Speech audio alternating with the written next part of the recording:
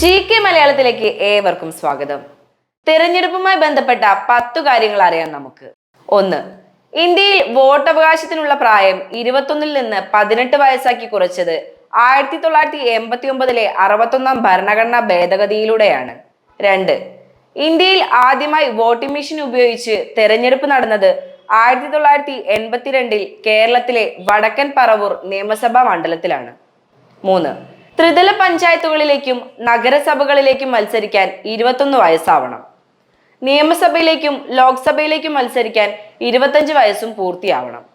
രാജ്യസഭയിലേക്ക് മത്സരിക്കാൻ 30 വയസ്സും രാഷ്ട്രപതി ഉപരാഷ്ട്രപതി സ്ഥാനത്തേക്ക് മത്സരിക്കാൻ 35 വയസ്സും പൂർത്തിയാവണം. 4.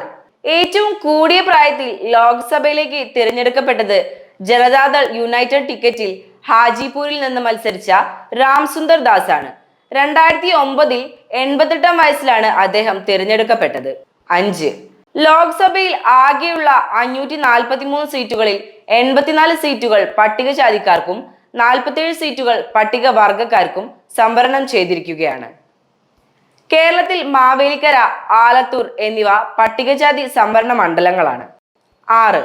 രാജ്യസഭയിലേക്ക് 238 പേർ തിരഞ്ഞെടുപ്പിലൂടെയും 12 പേർ നോമിനേഷനിലൂടെയും അംഗങ്ങളാവുന്നു. ഒളിമ്പ്യൻ PT ഉഷ നോമിനേറ്റഡ് അംഗമാണ്. 7.